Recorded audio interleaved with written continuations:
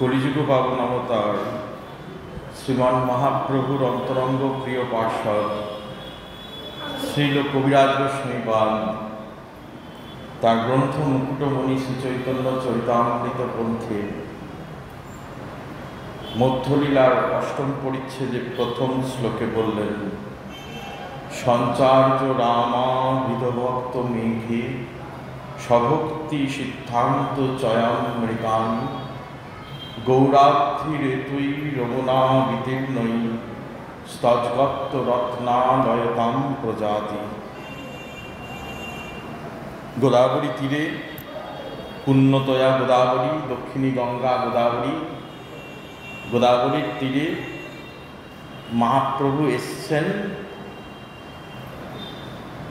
দাক্ষিণাত্য ভ্রমণের সময়। রায় রামানন্দর সঙ্গে সাক্ষাৎ করেছেন। সার্বভৌম ভট্টাচার্য বলে দিয়েছিলেন যে প্রভু, তোমার সঙ্গের যোগ্য তিহ একজন, পৃথিবীতে রসিক ভক্ত নাহি অন্যজন। তাই প্রভু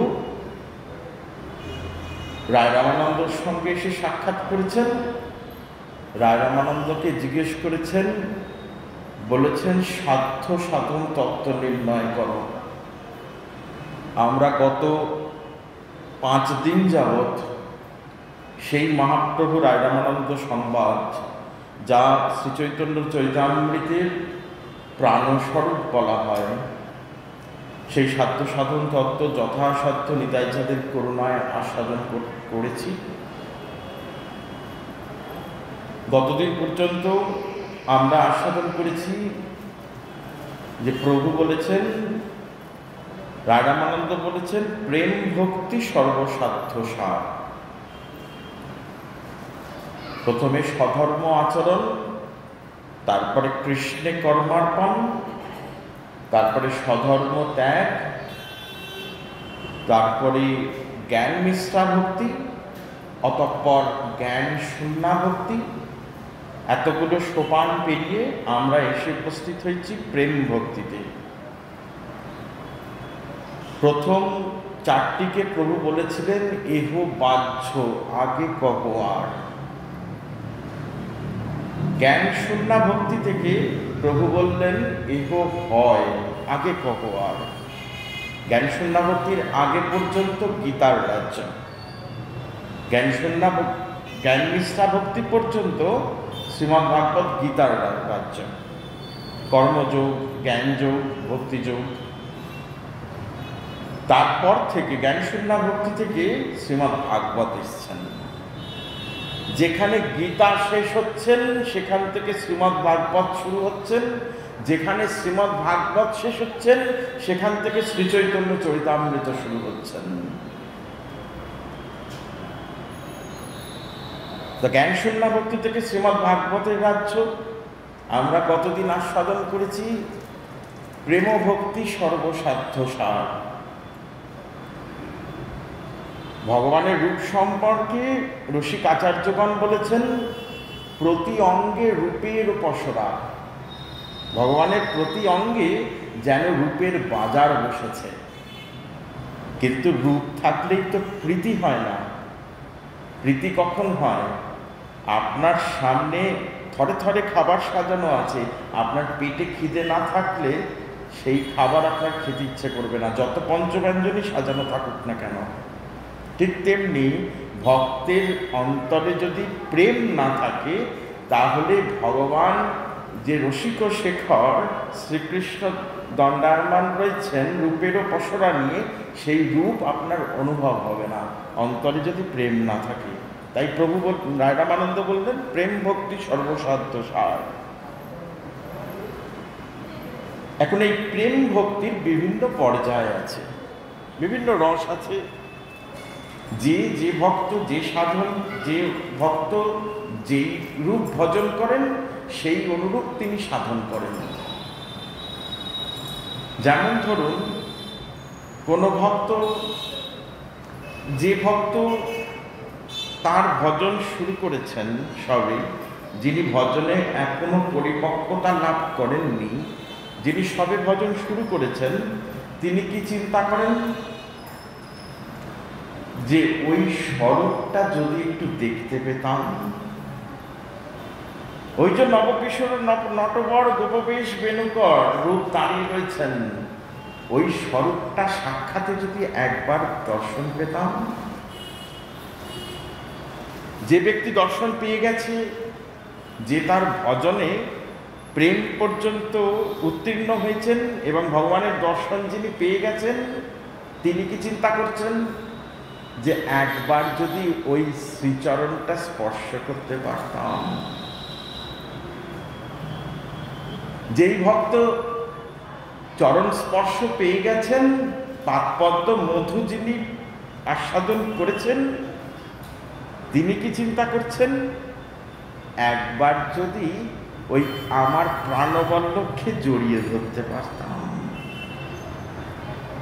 তাই ভজনের স্তর অনুযায়ী যে সাধক যতটা ভজনে উত্তীর্ণ হয়েছেন, যে স্তরে পৌঁছেছেন, সেই অনুযায়ী তার ভজনের আকাঙ্ক্ষা। আপন ভজন কথা না করিও যথাতথা,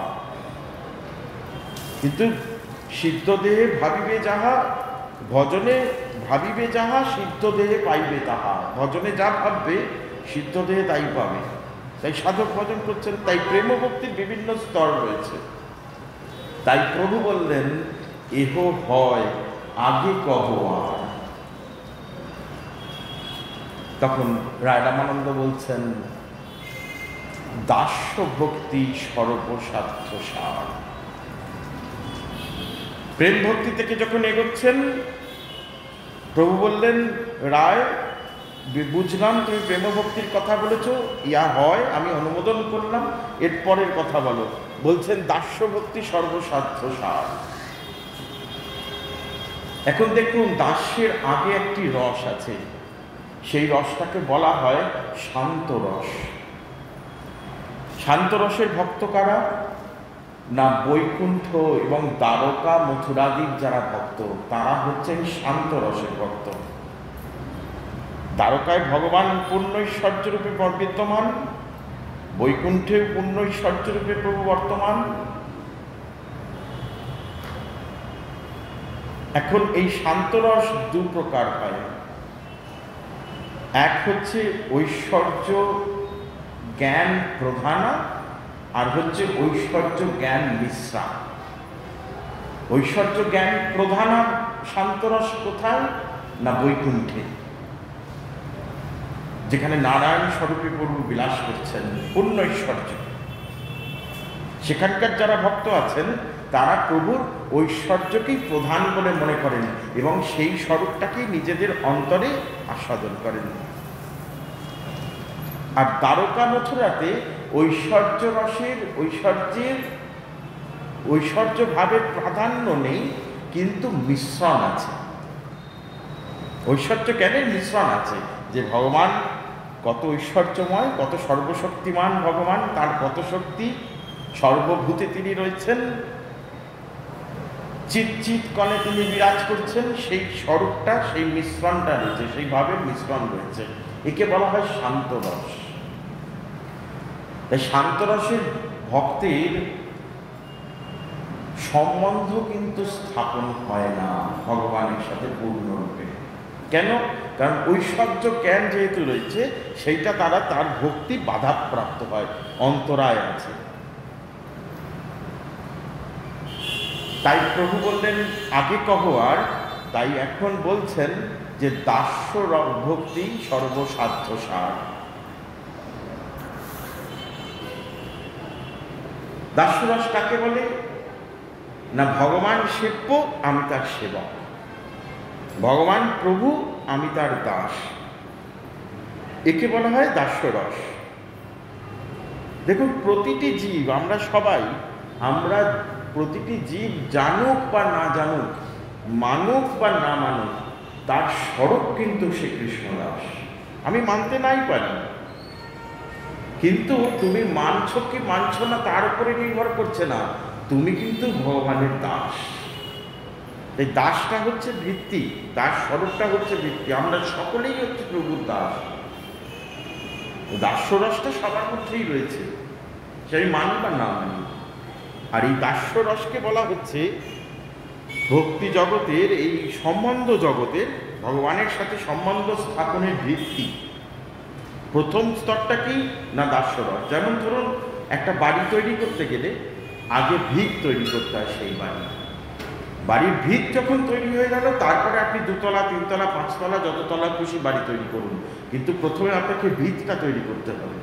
সেই ভিতটা হচ্ছে দাস্যরস। আমি কে, আমার স্বরূপটা কি? জীব নিত্য কৃষ্ণ দাস।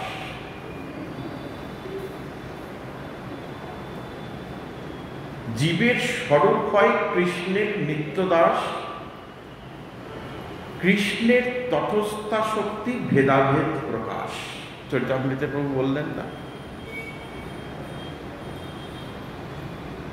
জীব নিত্য কৃষ্ণদাস তাহা ভুলি গেল, অতএব মায়া পিশাচি তারে গলায় বিধিল, কবু স্বর্গে উঠায় কবু নরকে ডুবায়, দণ্ডজনে রাজা যেন নদীতে চুবায়। এই তো যেদিকে লক্ষ্য রেখে প্রভু বললেন সবাই যে আমরা দাস, আমরা জানি বা না জানি, আমরা মানি বা না মানি, আমাদের স্বরূপটা যে কৃষ্ণদাস, সেই দিকে লক্ষ্য রেখে মহাপ্রভু বললেন ব্রাহ্মণ চণ্ডাল কুকুরান্ত করি, সবারই প্রণমে বহুমান্য করি, এই সে বৈষ্ণব ধর্ম সবারই প্রণতি, যে ধর্ম ধ্বজি তার ইথে নাহি নতি। প্রভু কি বলছেন? ব্রাহ্মণ চণ্ডাল এমনকি রাস্তার কুকুরটাকে পর্যন্ত বহু মান্য জ্ঞানে সম্মান করতে হবে, প্রণাম করতে হবে। কোন জ্ঞানে? না তার মধ্যেও কৃষ্ণদাস। সেই স্বরূপটা কি কুকুরটা? না কৃষ্ণদাস। সেই জ্ঞানে সবাইকে সম্মান করতে হবে, সে ব্রাহ্মণই হোক, চণ্ডালই হোক, রাস্তার কুকুরটা পর্যন্ত। একে বলছেন গরিয়ান সাধন। গরিয়ান সাধন কাকে বলে? বৈষ্ণবীয় গরিয়ান সাধন কাকে বলে? বলছেন মুখ ভরে গৌর গোবিন্দের নাম করো আর সকলকে প্রণাম করো। মুখ ভরে গৌর গোবিন্দের নাম করো আর সবাইকে প্রণাম করো, একে বলা হচ্ছে গরিয়ান সাধন। এটা একমাত্র আমাদের বৈষ্ণব ধর্মে রয়েছে। এত মিষ্টি ধর্ম আর কোনো ধর্মে দেখা যায় না। কি বলছেন? কোনো কিছু করতে হবে না তোমাকে, তুমি সবাইকে প্রণাম করো, জীব নির্বিশেষে, উত্তম অধম নির্বিশেষে সকলকে প্রণাম করো। সেই কৃষ্ণদাস এই জ্ঞানে, আর মুখ ভরে গৌর গোবিন্দের নাম বলে যাও, আর কিছু করতে হবে না। তাই বলছেন যে দাস্যরস হচ্ছে ভগবানের সঙ্গে সম্বন্ধ স্থাপনের ভিত্তি। এর পরে পরে যত রস আমরা আস্বাদন করব, সখ্য রস, বাৎসল্য রস, মধুর রস, প্রতিটি ভাবের ভক্তের মধ্যেই কিন্তু দাস স্বরূপটা রয়েছে। আমার স্বরূপ, সেই ভক্তরা কি, তাদের আসল স্বরূপটা কি না তারা প্রভুর দাস। আমি রাধারানীর দাসী বল, সবাই দাদা বলরাম, সখ্য রসের প্রধান দাদা বলরাম। প্রভু যখন ব্রহ্মমোহন লীলায় 1 বছর ধরে ওই গোপবালক আর বাছুরদের রূপ ধরে বিলাস লীলা করেছিলেন ব্রহ্মমোহন লীলায়, তখনও দাদা বলরাম স্বরূপে তিনি দাদা, তিনি বলেছিলেন যে দেখো আমার প্রভুর লীলা কি অদ্ভুত, এই সব গোপবালক আর বাছুরগুলোর রূপ ধরে এসছে, সবার রূপ ধরে এসছে, কাউকে বুঝতে দিচ্ছে না যে তাদেরকে ব্রহ্মা যে চুরি করে নিয়ে গেছে গুহার মধ্যে, তাদেরকে বুঝতে দিচ্ছে না, সবার রূপ ধরে আছে। কি অদ্ভুত লীলা আমার প্রভু। দাদা বলরাম বলছেন, তার মানে কোন রসটা হলো এখানে? দাদা সখ্য ভাবের প্রধান, অথচ বলছেন কি আমি প্রভুর দাস। যশোদামা নন্দ মহারাজ উদ্ধবকে বলছেন, ওহে উদ্ধব শুনে রাখো, তোমাদের শ্রীকৃষ্ণের চরণ আমি সর্বক্ষণ আমার হৃদয়ে ধারণ করি। নন্দ বাবা বলছেন, বাবা কিন্তু পিতা, বাৎসল্য রসের ভক্ত, তাও তিনি কি বলছেন, ওহে উদ্ধব শোনো, ওই তোমাদের শ্রীকৃষ্ণের শ্রীচরণ সর্বক্ষণ আমার অন্তরে, আমার হৃদয়ে থাকে। দাস্যরস। আর গোপীরা তো বলেইছেন নিঃশুল্ক দাসী নাম, আমরা তোমার বিনা মাইনের দাসী। গোপীরা বলেইছেন হে গোবিন্দ আমরা তোমার বিনা মাইনের দাসী। তাই দেখুন সখ্য বাৎসল্য মধুর রসেও কিন্তু দাস্যরস বর্তমান, যেহেতু সেটি ভিত্তি স্বরূপ। রায় রামানন্দ বলছেন পূর্ব পূর্ব রসের গুণ পরে পরে হয়, 2-3 গণনে পঞ্চ পর্যন্ত বার হয়। পূর্ব পূর্ব রসের গুণ পরে পরে হয় কিরকম না, শান্ত ভক্তের গুণ কি না নিষ্ঠা, ভগবানের নিষ্ঠা, অচল নিষ্ঠা। আমি ভগবান ছাড়া আর কিছু জানি না, আমি গোবিন্দ ছাড়া আর কিছু জানি না, আমার নিজের সুখানুসন্ধান নেই, নিজের দুঃখ নিবৃত্তির কোনো চেষ্টা নেই, একে বলা হচ্ছে শান্তরস। তার গুণটা কি বলছে নিষ্ঠা। দাস্যরসে কি আছে, শান্তের নিষ্ঠাও আছে, আবার দাস্যরসের সেবা এই গুণটাও রয়েছে। শান্তের নিষ্ঠা দাস্যের মধ্যেও রয়েছে, আবার দাস্যের অধিক কি গুণ রয়েছে না সেবা। দাস্য ভাবে ভক্ত প্রভুর সেবা করে, তাই বলছেন একে কি বলছেন যে দাস্যরস। এখন দাস্যরসের পরম পরাকাষ্ঠাকে না পবনপুত্র হনুমানজি, তার থেকে বড় দাস এই ভূব্রহ্মাণ্ডে আর কখনো এসছেন কিনা সন্দেহ। হনুমানজির স্বরূপে যে দাস্য ভক্তি দেখা যায়, যে দাস্যরস দেখা যায়, যে ব্যাকুলতা দেখা যায়, শ্রীরামচন্দ্রের চরণে যে আত্মসমর্পণ দেখা যায়, যে আমি রাম ছাড়া আর কিছু জানি না, তা কিন্তু আর অন্য কোথাও দেখা যায় না। যে হনুমান বুক চিরে দেখিয়েছিল, হৃদয় চিরে দেখাইছিল, ওই সীতারামের যুগল রূপ যে হৃদয় চিরে দেখাইছিল, সেই হনুমানজি। হনুমানজি সীতারামের যুগল মূর্তি হৃদয় চিরে দেখিয়েছিলেন কখন? একদিন হনুমানজি এসছেন মা জানকীর কাছে, সীতামার কাছে এসছেন, এসে মাকে জিজ্ঞেস করছেন, মা আপনি যে ওই কপালে সিঁদুরের টিপটা পরেন, ছোট্ট একটা টিপ পরেন, এটা কেন করেন? এখন হনুমান তো বাচ্চা ছেলে, মা আর কি বলবেন? মা তাকে কি করে বোঝাবেন যে তিনি কেন সিঁদুর পরেন?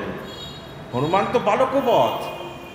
তাই মা বলছেন যে আমি ওই সিঁদুরটা পরলে তোর প্রভুর সুখ হয়, তোর প্রভুর আনন্দ হয়, তাই পড়ি। হনুমানজি শুনেছেন, বলছেন, মনে মনে ভাবছেন, ও ওই ছোট্ট একটা সিঁদুরের টিপ, সেইটা মা যদি পড়েন তাহলে আমার প্রভু এত খুশি হন, এত সুখ পান। মনে মনে চিন্তা করেছেন। পরের দিন অযোধ্যার রাজসভায় হনুমানজি প্রবেশ করছেন।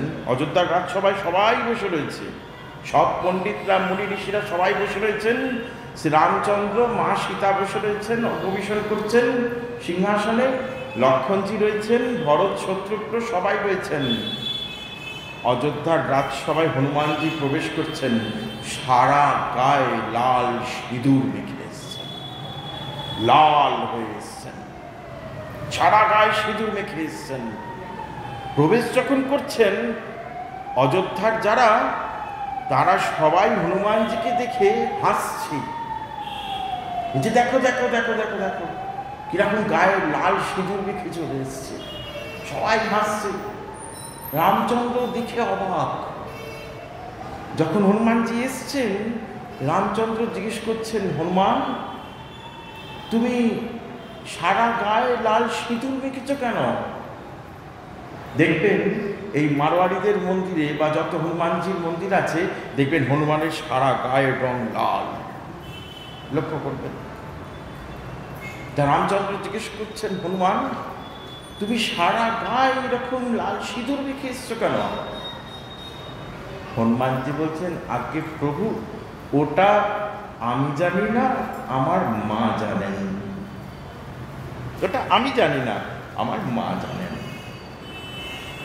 রামচন্দ্র সীতামার দিকে তাকে জিজ্ঞেস করছেন, জানো কি ব্যাপার, হনুমান কেন এরকম লাল সিঁদুর মেখে এসছে?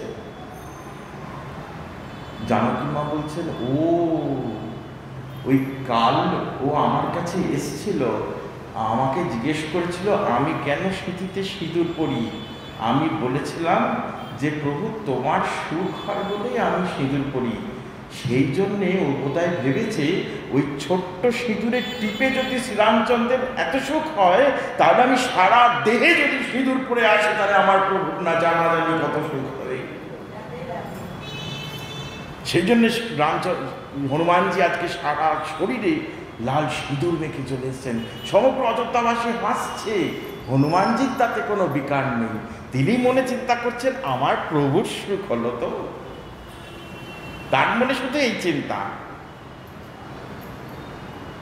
যুগল চরণের পাদদেশে বসে রয়েছেন সীতামা, রয়েছেন রামচন্দ্র, রয়েছেন অযোধ্যার রাজসভায় যুগল চরণের নিচে বসে রয়েছেন।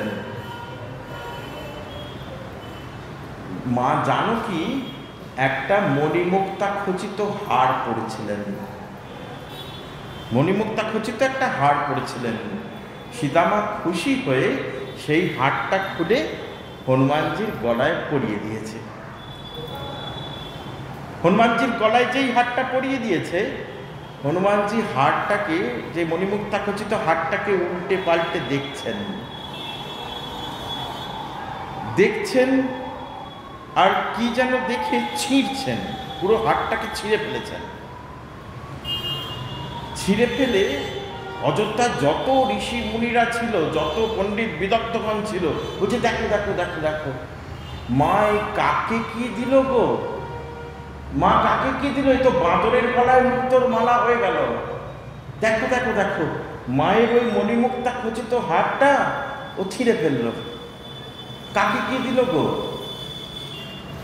হনুমানজি হাতটা ছিঁড়ে ফেলেছেন, প্রতিটি পাথর নিচ্ছেন, ওপরে কি যেন ঘুরিয়ে ঘুরিয়ে দেখছেন, দেখে পছন্দ হচ্ছে না, দাঁতে করে পাথরটাকে কাটছেন, ভাঙছেন। পাথরটা যখন ভাঙছে তখন তার ভেতরটা দেখছে, কি যেন দেখছে ভেতরে, দেখে কিছু একটা নাপে ছুঁড়ে ফেলে দিচ্ছে। প্রতিটা পাথর নিচ্ছে, ওপরটা দেখছে, দাঁতে করে ভাঙছে, ভেতরটা দেখছে, ছুঁড়ে ফেলে দিচ্ছে। অযোধ্যার রাজসভায় সবাই অবাক হয়ে দেখছে, যত পণ্ডিত বিদগ্ধজনা রয়েছেন, যত মুনি ঋষি রয়েছেন, সব তাবর তাবর ঋষি, তারা সবাই দেখছেন হনুমানের কাণ্ড কারখানা, আর মনে মনে ভাবছে মা এ কাকে কি দিল গো, কি করছে দেখো হাটটার অবস্থা। একজন তার মধ্যে আর থাকতে না পেরে বলেই উঠল, ও হনুমান, ওই হাটটার মূল্য তুমি জানো, ওই হারটার মর্যাদা জানো, যেটা মা তোমাকে নিজের গলা থেকে খুলে তোমায় পরিয়ে দিলেন, ওই হারটার মূল্য জানো? হনুমানজি বলছেন, মূল্যটাই তো দেখছি, দামটাই তো দেখছি। বলছে কিরকম করে? হারটাকে ছিঁড়ে ফেলে পাথরগুলোকে ভেঙে ভেঙে তুমি তার দাম দেখছো? বলছে হ্যাঁ গো। বলছে এটা কিরকম বিচার হলো, কিরকম ভাবে দাম দেখা হচ্ছে, বিচারটা কি? না, হনুমানজি বলছেন, আমি প্রতিটা পাথরের ওপরেও দেখলাম, দাঁতে কেটে তার ভেতরটাও দেখলাম, দেখলাম পাথরের ওপরেও রাম নেই, ভেতরেও রাম নেই। যার ওপরেও রাম নেই, ভেতরেও রাম নেই, বনের বানর হনুমানের কাছে তার কোনো দাম নেই। যে মণিমুক্তার ওপরেও রাম নেই, ভেতরেও রাম নেই, বনের বানর হনুমানের কাছে তার কোনো দাম নেই, তাই আমি ছুঁড়ে ফেলছি। বিদগ্ধ পণ্ডিত যিনি প্রশ্ন করেছিলেন, তিনি জিজ্ঞেস করছেন, তোমার এই কথাটার কোনো মানে বুঝতে পারলাম না। ওটা একটা জড় পদার্থ, মণিমুক্তা খচিত হার, তার মহিমা কোথায়? না মায়ের কাছে ছিল, মা তোমাকে দিয়েছেন। ওটা একটা জড় পদার্থ, তার মধ্যে রাম থাকবে কি করে? বলছেন কেন? আমি তো সর্বত্র আমার প্রভুকে দেখি, আমি যেদিকে তাকাই সেদিকেই আমার প্রভুর রাতুল চরণ ছাড়া আমি আর কিছু দেখি না। জড় পদার্থ আপনি কি বলছেন? বলছে তাই নাকি? তা পরীক্ষা করার জন্য সেই পণ্ডিত বলছেন, সেই ঋষি বলছেন, তোমার এই যে এত বড় দেহটা, এই যে বিরাট আকৃতি তোমার যে দেহটা, সেই দেহটাও তো জড় পদার্থ, ওটাও তো এই পঞ্চভূতের তৈরি দেহ, তাহলে ওটার মধ্যেও কি রাম আছে? হনুমানজি বলছেন ঠিক কথা বলেছেন, এটা তো দেখা হয়নি, দেখি তো। বলে অযোধ্যার রাজসভায় সবার সামনে হনুমানজি নিজের বুকটাকে চিরছেন। সবাই দেখছে হনুমানের বুকের মধ্যে সীতারাম যুগল অধিষ্ঠান করছেন। সবাই অবাক হয়ে দেখছেন সীতারামের যুগল চরণ, সেই যুগল রূপ আজ বুকের মধ্যে হনুমানজির বিরাজ করছে। ও সে হৃদয় চিরে দেখাইছিল, ওই সীতারামের যুগল রূপ সে হৃদয় চিরে দেখাইছিল সেই হনুমানজি। সেই হনুমানজি আমাদের গৌর লীলাতে মুরারিগুপ্ত হয়ে গেলেন, গৌর পরিকর।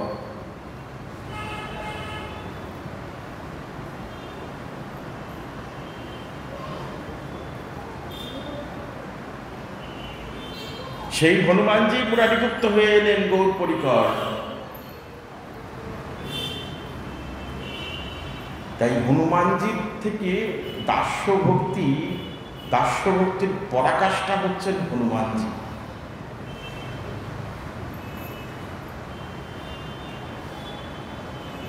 লোচন দাস চৈতন্য মঙ্গলে লিখলেন, সমুদ্র লঙ্ঘিয়া যেবা লঙ্কাপুরে যায়,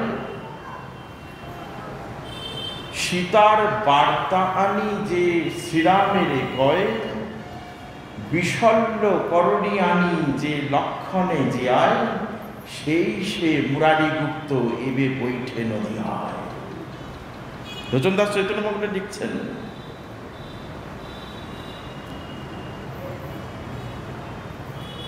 দেখো দেখো মুরার আমি তোমার রাম।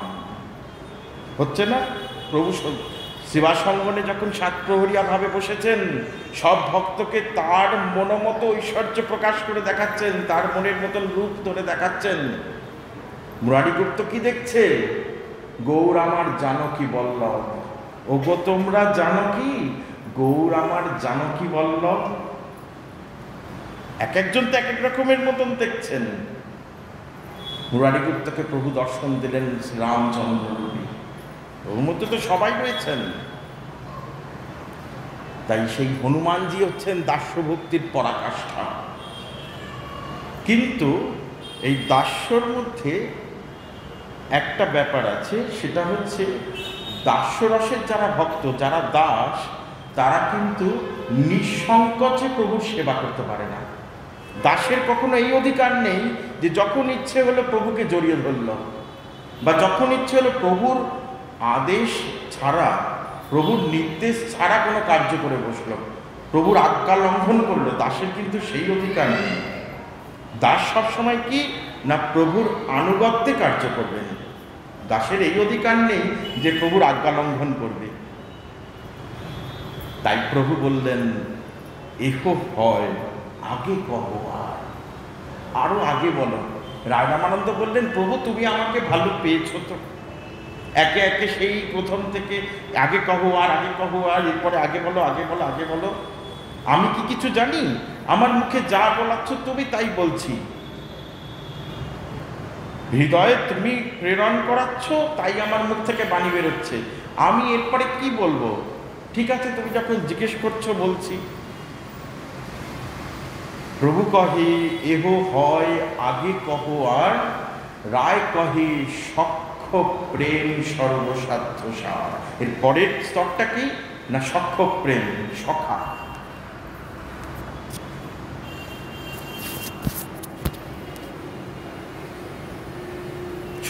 সখার মধ্যে অধিক কি আছে?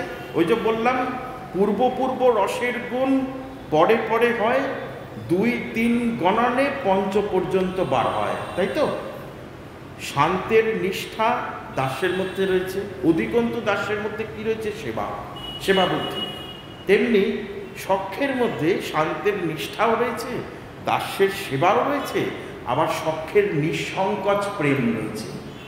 নিঃসংকোচ প্রেম মানে কি? অভেদ মনন। রসিক আচার্যগণ সখ্য প্রেমকে বলেছেন বিশ্রম্ভ রস। বিশ্রম্ভ রসের মানে কি? অভেদ মনন, মানে ভগবান আর আমার মধ্যে কোনো পার্থক্য নেই, মানে ভগবান কোনো উঁচু কেউ নন, এ একমাত্র ব্রজেই আছে, আর কোথাও নেই। কিন্তু এই সখ্য প্রেম দাস্য অব্দি সব সাধনে রয়েছে, সব শাস্ত্রে রয়েছে। আপনারা দেখবেন দাস্য প্রেম অব্দি সেই সাধন শেষ হয়ে যাচ্ছে। অন্যান্য ধর্ম বলুন বা অন্যান্য শাস্ত্র বলুন, তাদের ভজনের পরাকাষ্ঠা কি না, আমি প্রভুর দাস, এই অন্তরে অনুভূতি এসে গেলে সেই সাধন শেষ হয়ে যায়। এমনকি এই বৈষ্ণবীয় সাধনেও কিছু কিছু পরম্পরা আছে যেখানে দাস্যরসই পরাকাষ্ঠা। তারা বলেন দাস্যরসই শ্রেষ্ঠ, সর্বশ্রেষ্ঠ। কিন্তু দাসের পরেও কিন্তু আমাদের গৌড়ীয় বৈষ্ণব শাস্ত্র এমনই একটি শাস্ত্র, আরও রস ব্যক্ত করেছেন, এর পরেও আরও গেছেন। তাই পরের স্তরটা কি না, সখ্য প্রেম, এটা ছিল ব্রজের মধ্যে সীমিত, ব্রজের বাইরে কোথাও কিন্তু যায়নি। একমাত্র ব্রজেই সখা ছিল, সুবল মধুমঙ্গল আদি সখা, তার সঙ্গে গোবিন্দ লীলা করেছেন। ব্রজের বাইরে সে কথা কোথাও যায়নি। কে প্রকাশ করলেন? ওই আমাদের ব্রজবিহারী যখন নদিয়া বিহারী হয়ে নবদ্বীপে এলেন, তখন সখ্য প্রেম, মধুর রস, বাৎসল্য রস প্রকাশ করে দেখালেন, জীবে দেখালেন, জীবে প্রকাশ করলেন, প্রচার করলেন। যদি গৌরাঙ্গ না হতো কেমনে কি হতো, কেমনে ধরিতাম, কিছুই জানতে পারতাম না আমরা, যদি আমার গৌর হরি এসে না জানাতেন। ব্রজের গুপ্ত রস কলিজীবকে অকাতরে বিলোচ্ছেন। কে বিলোচ্ছেন? গৌর বিলোচ্ছেন না গো, ওই নিতাই চাঁদের দ্বারে বিলোচ্ছেন। প্রেম দাতা কাকে বলে? নিতাইকে বলে। কখনো শুনেছেন প্রেম দাতা গৌর? বলে প্রেম দাতা নিতাই বলে, গৌর হরি হরি বল। প্রেমটা দান করার দায়িত্বটা কার উপরে পড়তেছে? আমার প্রভু নিতাই চাঁদের উপরে। ওটা বলার কথা গৌর করেছে, গৌর কিছু করেনি, যা করেছে আমার নিতাই করেছে। প্রেম দাতা নিতাই বলে, সেই জন্য বলে। দাতৃত্ব কার? না, নিতাই চাঁদের। প্রেমটা গৌরে, কিন্তু সেটা বিতরণ করার দায়িত্ব কার? নিতাই চাঁদের। গৌর তো নিজের ভাবে বিভোর, বিরোহিনী গৌর কিশোরী রাধা ভাবে বিভোর, রস আস্বাদন করতে এসেছেন। আনুষঙ্গে জীব উদ্ধার হচ্ছে, তার বইই গেছে পতিত উদ্ধার করতে। দায়িত্বটা কার করে করতেছে? আমার পতিত পাবন পরম দয়াল নিতাই চাঁদ। বলছে পতিত পাবন কেন বলে গো? নিতাই চাঁদকে পতিত পাবন কেন বলো? বলে এমন মিষ্টি ঠাকুর তো কোথাও দেখা যায়নি, যে মার খেয়েও প্রেম যাচ্ছে। কখনো দেখেছ যে মার খেয়েও প্রেম যাচ্ছে? বলে মেরেছ মার আবার খাবো, একবার মুখে গৌর করে বলো। বলেছে মেরেছ কলসির কানা, তা বলে কি প্রেম দেব না? মেরেছ মার আবার খাবো, শুধু মুখে একবার গৌর করে বলো। অক্রোধ পরমানন্দ নিত্যানন্দ রায়, অভিমান শূন্য নিতাই নগরে বেড়ায়। পতিত জনার ঘরে ঘরে গিয়ারে, ব্রহ্মার সুদুর্লভ প্রেম যায় বিলাইয়া। বলে জেনালয় তারে যাচ্ছে দন্তের তৃণধরি। ব্রহ্মাদির সুদুর্লভ যে প্রেম, যা দেবতাদের সুদুর্লভ, যারা পায়নি, নিতাই চাঁদ কি করছেন? সেই প্রেম কলিজীবের দ্বারে দ্বারে নিয়ে যাচ্ছেন, নিয়ে বলছেন একবার গৌর হরি বল, আমি সারা জন্মের মতন তোর কাছে বিক্রি হয়ে যাব, একবার শুধু প্রাণের গৌর হরি বল। আর যে নিচ্ছে না তাকে দন্তের তৃণধরি প্রভু প্রার্থনা করছেন, তার চরণের উপরটি খাচ্ছেন। ওরে গরিব জীব, দেখ কত মিষ্টি ভগবান গৌর সুন্দর এসছেন, একবার তাকে ভজন কর, একবার গৌর হরি বল, বলে দেখ আমি তোকে কি দিই। আমি জন্মে জন্মের মতন তোর কাছে বিকৃত হয়ে যাব, বিকিয়ে যাব। তাই প্রেম দাতৃত্ব ভাব কার? নিতাই চাঁদের। এই সখ্য ভাব বলছে বিশ্রম্ভ রস, আমি তুমি সমান। সখারা কি বলছে? যে তুমি কোন বড়লোক, গোবিন্দকে বলছে সকাল, তুমি কোন বড়লোক, তুমি আমি সম। ব্রজে খেলা হচ্ছে, ব্রজে খেলা হচ্ছে, দড়ি টানাটানি খেলা হচ্ছে। এক দলের প্রধান হচ্ছেন গোবিন্দ, এক দলের প্রধান হচ্ছেন শ্রীদাম। দড়ি টানাটানি খেলা হচ্ছে। এখন পণ কি হয়েছে, যারা দড়ি টানাটানি খেলাতে জিতবে, যারা হারবে তারা, যারা জিতবে তাদেরকে কাঁধে করে নিয়ে ঘুরবে, ঘোড়া হয়ে ঘুরবে। এখন ভগবানের তো চিরকালের স্বভাব তার ভক্তের কাছে হেরে যাওয়া। তো শ্রীদামের দলের কাছে ভগবান হেরে গেছেন। যেই হেরে গেছেন, শ্রীদাম বলেছেন, এই আমাকে নিচু হ, আমাকে কাঁধে তোল। গোবিন্দ নিচু হয়েছেন, শ্রীদাম কাঁধে উঠেছে। ভাবুন, অনন্ত কোটি ব্রহ্মাণ্ডের অধিপতি, তার কাঁধে উঠেছেন শ্রীদাম। উঠে বলছেন, চল ঘোড়া কর, আমাকে ঘোড়া হাত, চল হ্যাট হ্যাট করে চল।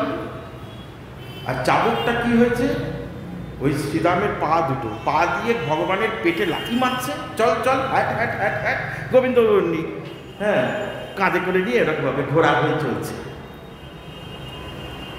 তুমি কোন বড় লোক, তুমি আমি সম। শ্রীদামের উচ্ছিষ্ট বুঝি নামই হয়ে গেল, শ্রীদামের উচ্ছিষ্ট বুঝি।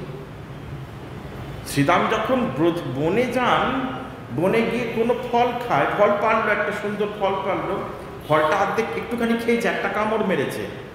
একটা কামড় মেরে দেখছে, বাবা এ তো বড় মিঠো ফল, এ তো আর খাওয়া হলো না, যাই ভাই কানাইকে দেবো।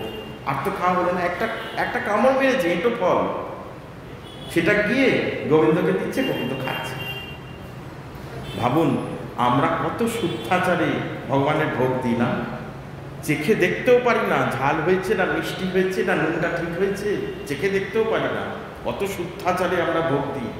আর ব্রজের ভাব দেখুন, সখার ভাব দেখুন, নিজের পেটো ফলটা মিষ্টি পেয়েছে, বলছে আর তো খাওয়া হলো না, গিয়ে কানাইকে দিয়ে দিচ্ছে, গোবিন্দ খাচ্ছেন। যা দেখে ব্রহ্মার মাথা ঘুরে গেল,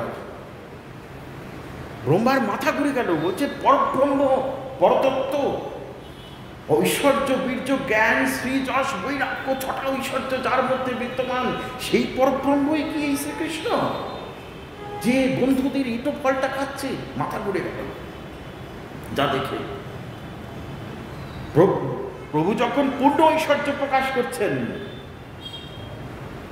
যখন ইন্দ্র পুরো ব্রজ বজ্রবিদ্যুৎ বৃষ্টিতে ভাসিয়ে দিচ্ছেন, প্রভু গোবর্ধন পর্বত কেড়ে আঙুলে ধারণ করেছেন, বাম করে গিরিধরা, নামই হয়ে গেল বাম করে গিরিধরা।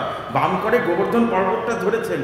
যখন ধরেছেন, সখারা তাড়াতাড়ি করে ছুটে গিয়ে নিজেদের ঘর থেকে যে যা পাচ্ছে একটা করে লাঠি নিয়ে আসছে, লাঠি নিয়ে ওই গোবর্ধন পর্বতটাকে ঠেকা দিচ্ছে। বলছে ও একা পারে নাকি, আমরা আছি ওর সাথে। বলছে কানাই ভয় পাস না, আমরা আছি, আমরাও ধরছি তোর সাথে। ভাবটা এইরকম, ওদের ভাবে কিন্তু এটা নেই। দেখো, একটা পাহাড় পর্বত তোলা কি একটা বাচ্চা ছেলের কাজ?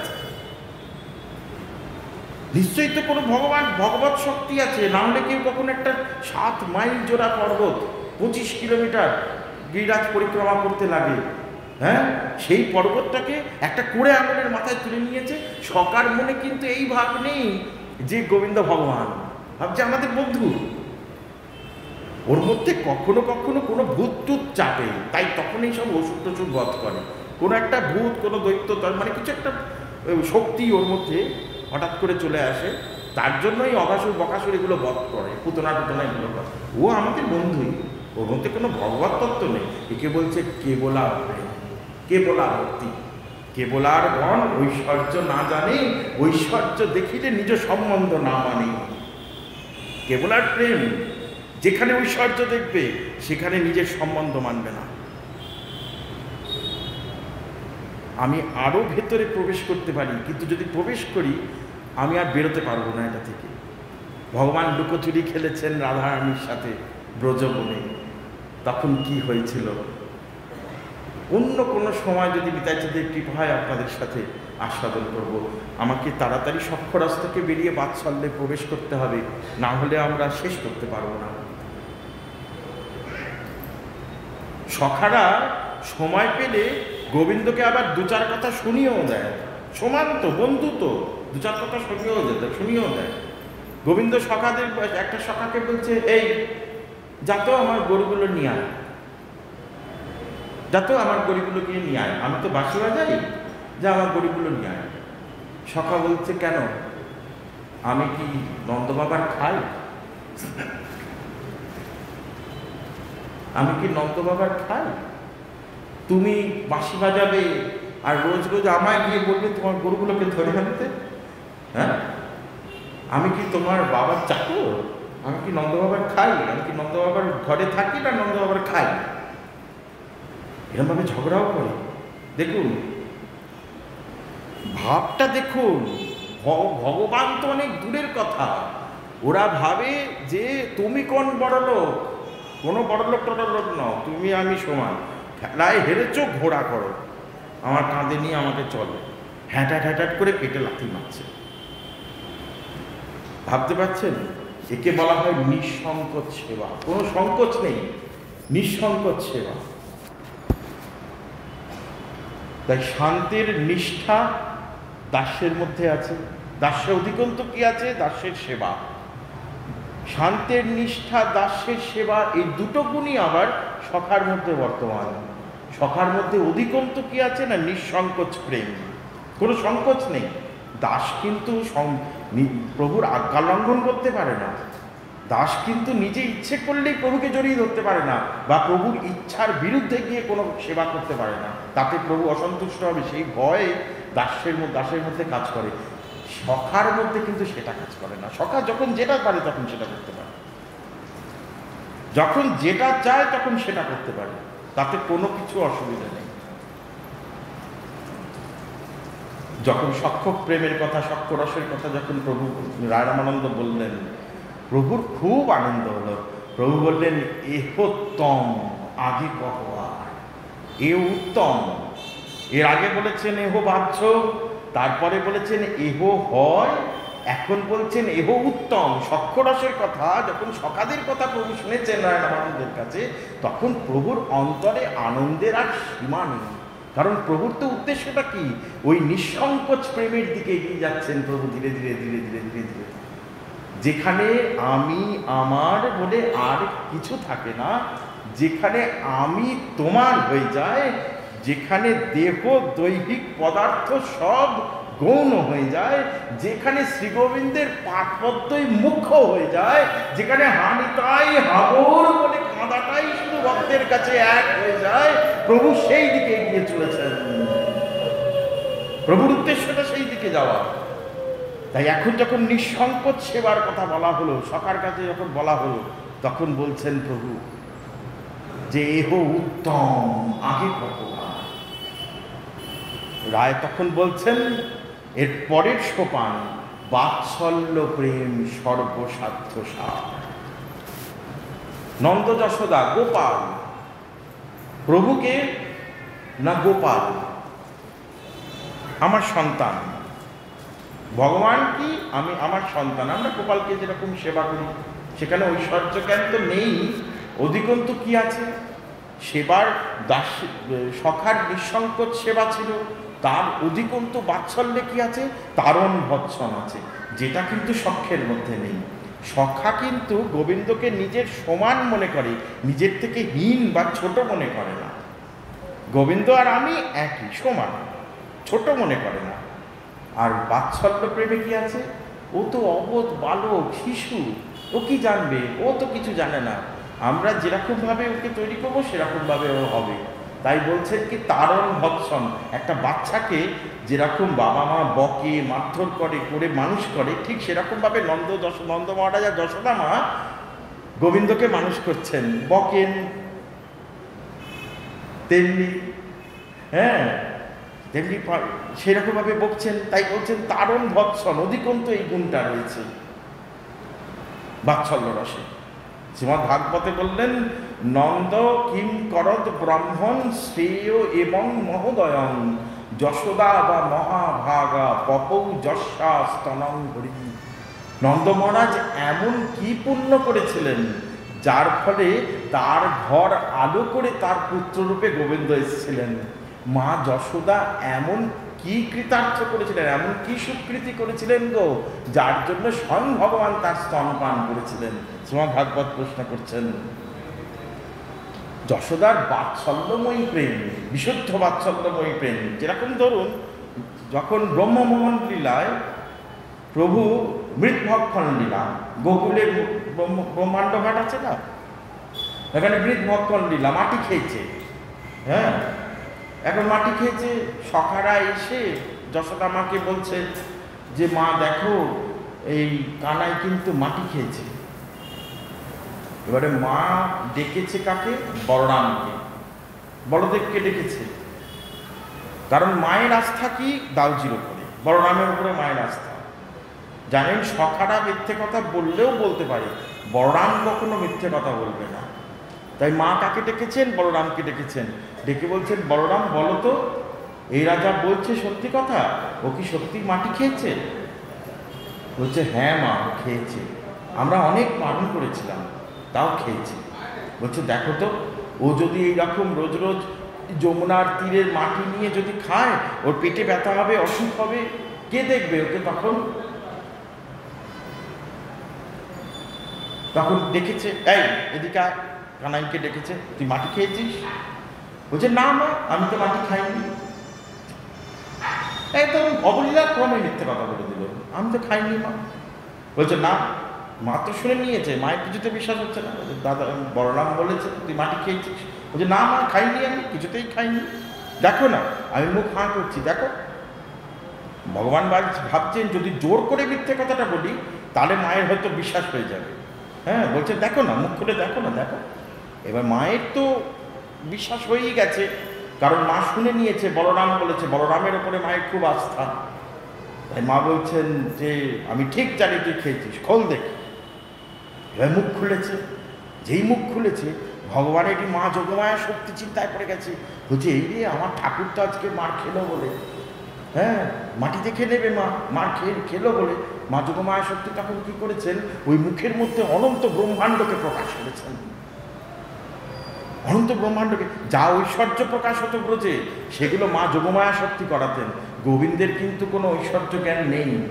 ব্রজ বৃন্দাবন এমনই একটি জায়গা যেখানে ভগবানের ভগবত্তা থাকে না, যেখানে ভগবানের আত্মারামতা পূর্ণ কামতা থাকে না। একমাত্র জায়গা, দ্বারকা, মথুরা, বৈকুণ্ঠ, সব জায়গায় ভগবান ভগবান, কিন্তু ব্রজ বৃন্দাবনে ভগবান কিন্তু ভগবান নন। একমাত্র ব্রজ বৃন্দাবনে ওই পুত্র সখা প্রাণপতি এই সম্বন্ধের বন্ধনে প্রভু আবদ্ধ হয়ে যান, প্রভু বাধা পড়ে যান। সেখানে ভগবানের ভগবত্তা কোনো কাজ করে না। তাই ঐশ্বর্যগুলো কে করেন? মা যোগমায়া শক্তি আপন লীলা প্রভাবে প্রকাশ করেন। তাই মা যোগমায়া শক্তি যখন দেখছেন প্রভু হাঁ করেছেন, এইবারে প্রভু ধরা, আমার ঠাকুর তো মার খেলো বলে সঙ্গে কী করেছেন, মুখের মধ্যে অনন্ত ব্রহ্মাণ্ডকে দেখিয়ে দিচ্ছেন। মা দেখছেন বাচ্চা ছেলেটার মুখের মধ্যে অনন্ত ব্রহ্মাণ্ড প্রকাশ পাচ্ছে। দেখছেন সব সৌরমণ্ডল, যত গ্রহ তারা সব কিছু মুখের মধ্যে, লালার মুখের মধ্যে। আবার তার মধ্যে তিনি গোকুল দেখতে পাচ্ছেন, সেখানে নন্দালয় দেখতে পাচ্ছেন। দেখছেন নিজে দাঁড়িয়ে রয়েছেন, গোবিন্দকে হাত ধরে আছেন। হ্যাঁ, মায়ের মাথা ঘুরে গেছে। মা জোর করে চেপে গোবিন্দের হাতটা, কানায়ের হাতটা ধরে রয়েছে, জোর করে চেপে ধরে রয়েছে, ছাড়ছে না। দেখো, এখানেই হচ্ছে পার্থক্য। হ্যাঁ, এখানেই হচ্ছে পার্থক্য। অর্জুনকে যখন প্রভু বিশ্বরূপ দেখালেন কুরুক্ষেত্র যুদ্ধে, অর্জুন যখন দেখলো যে গোবিন্দ ওই রকম বিশ্বরূপ ব্রহ্মাণ্ড দেখাচ্ছেন, তখন অর্জুন কিন্তু ভয় পেয়ে গেছিল। অর্জুন হাত জোর করে ফেলেছে। অর্জুন বলছে যে প্রভু, আমি তো জানতাম না তোমার এইরকম রূপ। তোমাকে সখ্যভাবে, তোমাকে বন্ধু ভেবে কত খেলে, কত শুয়েছি, পড়েছি, তোমার সাথে খাওয়া দাওয়া করেছি, কত কথা বলেছি। তোমার যে এই রূপ, তুমি যে এই, আসলে তা তো আমি জানতাম না। যা সখ্য ছিল সেটাও চলে গেল। অর্জুনের যাও বা সক্ষরস ছিল বিশ্বরূপ দর্শনে, সেটাও নষ্ট হয়ে গেল।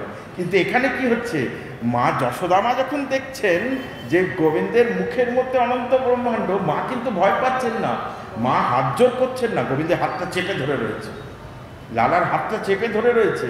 ছাড়েনি হাতটা, চেপে ধরে রয়েছে। আর মনে মনে ভাবছে, এ আমি কি দেখছি, এই বাচ্চাটার মুখের মধ্যে আমার মনে হয় চোখের মধ্যে কোনো গন্ডগোল হয়েছে, এই বাচ্চাটার মুখের মধ্যে এসব আমি কি দেখছি। তখন ভগবান ইঙ্গিত করলেন মা যোগমায়া শক্তিকে। মা যোগমায়া শক্তি তখন ওই ব্রহ্মাণ্ড যে দেখছিলেন সেটাকে সম্বরণ করে নিলেন, শক্তিটাকে সম্বরণ করে নিলেন, আর দেখছেন না। তারপর তখন মা কি করছেন, যে গোবিন্দকে, লালাকে ঝাড় ফুঁক করে দিচ্ছে, পু দিচ্ছে, নৃসিংহদেবের মন্ত্র পড়ছে, গায়ে মাথায় হাত বুলোচ্ছে। মা তো রোজই ময়ূর পাখা দিয়ে গোবিন্দকে ঝেড়ে দেন, নৃসিংহদেবের মন্ত্র, মা তো নৃসিংহের উপাসক, নৃসিংহদেবের মন্ত্র পড়ে গোবিন্দকে ঝেড়ে দেন রোজ, যাতে কোনো অনিষ্ট না হয়, কোনো অমঙ্গল না হয়। মা তো জানে না সেই নৃসিংহদেবী তার পুত্র হয়ে এসছেন, মায়ের তো সেই ভাব নেই। তাই মা বিশুদ্ধ বাৎসল্যময়ী মা যশোদা গোবিন্দকে ঝেড়ে দিচ্ছেন, ভাবছেন আমার ছেলেটার মুখের মধ্যে কি হয়েছে, হে নৃসিংহদেব তুমি রক্ষা করো। কোথাও হবে? সব ব্রজগোপীরা এসে মাকে অভিযোগ করেছে, মা দেখো যশোদা, তোমার ছেলে এত চুরি করা শুরু করেছে যে আমরা আমাদের ঘরে আর কিছু রাখতে পারছি না। আমাদের তো ওটাই সম্বল, আমরা গোয়ালিনী, আমরা দুধ মাখন তৈরি করি, ননি তৈরি করি, ক্ষীর তৈরি করি, সেইগুলো নিয়ে মথুরার বাজারে বিক্রি করে দুটো টাকা হয়, সেই দিয়ে আমাদের সংসার চলে। আর যা কিছু করে রাখি তোমার ছেলে এসে সব চুরি করে নেয়, তার বন্ধুদেরকে নিয়ে এসে সব সখী গোপীরা এসে মা যশোদার কাছে অভিযোগ করেছে। মা যশোদা আর ঘরের মধ্যে কি করে গোবিন্দ, মা যশোদা যত মাখন তৈরি করেন, যত ননি তৈরি করেন, সব ভেঙে ছুঁড়ে তোলপাড় করে দেন। আর যত বাঁদর থাকে, যত হনুমান থাকে, তাদেরকে সব নিয়ে এসে তাদেরকে নিয়ে ঘরের মধ্যে তাণ্ডব করেন। এবার আজকে সবাই এসে বলেছে, 3-4 দিন এরকমভাবে বলেছে। 3-4 দিন এরকমভাবে বলার পরে মা এবারে চিন্তা করছেন যে এ তো স্বভাবে চলে যাচ্ছে, একটু স্বভাবে চলে যাচ্ছে। তাই ভেবেছেন আজকে আমি মারবই, আজকে ওকে ছাড়বো না। তো কি করেছেন, গোবিন্দকে তাড়া করেছেন, একটা ছোট্ট লাঠি নিয়েছেন, নিয়ে এক হাতটা ধরেছেন, নিয়ে ছোট্ট লাঠি, বড় ফাঁস নয়, ছোট একটা লাঠি নিয়ে ভয় দেখাচ্ছেন, মারছেন না, ভয় দেখাচ্ছেন, মারবই তোকে আজ। আর গোবিন্দ তখন থরথর করে কাঁপছে ভয়, না মা মেরো না, না মা মেরো না, থরথর করে কাঁপছে। ব্রজের রসিক আচার্যগণ বললেন, মহাকাল হু কাঁপত থর থর, ডরতে জিন বনওয়ারি কে, সোই কাঁপত থর থর সাঁটি পে, ব্রজ যশোদাসী নারী পে। মহাকাল হু কাঁপত থর থর। আমরা প্রত্যেকটা জীব কালের অধীন, আর কাল কার অধীন, মহাকালের অধীন। বাবা মহাদেবের এক রূপ হচ্ছে মহাকাল। আমরা সবাই কালের অধীন, কাল মহাকালের অধীন। সেই মহাকাল হু কাঁপত থর থর, সেই মহাকাল যার ভয় থরথর করে কাঁপেন, সই কাঁপত থর থর, মহাকাল হু কাঁপত থর থর, ডরতে জিন বনওয়ারিকে, যার ভয় মহাকাল থরথর করে কাঁপেন, সই কাঁপত থর থর সাঁটি পে, ব্রজ যশোদাসী নারী। ওই মা যশোদার ভয়ে সেই মহাকাল যার ভয় কাঁপেন, তিনি থরথর করে কাঁপছেন। আরে কোনো রাক্ষস নয়, দৈত্য নয়, দানব নয়, এক গোপন নারী মা যশোদা, তার ভয়, ওই ছোট্ট লাঠিটার ভয় প্রভু কাঁপছেন। বলছেন এই বাৎসল্য রসের অবধি নাই। প্রভু এতটা বশ্যতা স্বীকার করেন ভক্তের কাছে, বিশুদ্ধ বাৎসল্যময়ী সেবার কোনো অবধি নাই। লালা বলছে খিদে পেয়েছে, মা কোলে নিয়ে গোবিন্দকে স্তনপান করাচ্ছে, গোবিন্দের দুগাল বেয়ে দুধ পড়ে যাচ্ছে, দুধ ধরছে না মুখে, মায়ের স্তনের দুধ দুগাল বেয়ে বয়ে পড়ে যাচ্ছে। ব্রহ্মা দেখছেন, নারদ দেখছেন, সবাই দেখে ভাবছেন যার মুখের মধ্যে অনন্ত কোটি ব্রহ্মাণ্ড জীব নিচয় অবস্থান করে, তার মুখে ওইটুকুনি দুধ ধরছে না, দেখো মায়ের দুধ ধরছে না। তাই বলছেন বাৎসল্য প্রেমের কোনো অবধি নাই। এখানে শান্তের নিষ্ঠা আছে, দাসের সেবা আছে, সখ্যের নিঃসংকোচ সেবা আছে, অধিকন্ত কি আছে, তারণ ভৎসন, বকছে, পালন করছে, লালন প্রতিপালন করছে সন্তান রূপে। তাই একে একে আমরা অগ্রসর হয়েছি। বাৎসল্য প্রেম অব্দি রায় রামানন্দ বললেন। এরপরে আমরা আগামী দিন কান্তা প্রেম বা মধুর প্রেম আস্বাদন করব। আজকে এই অবধি থাক। জয় নিতাই, জয় গৌর নিতাই গৌর।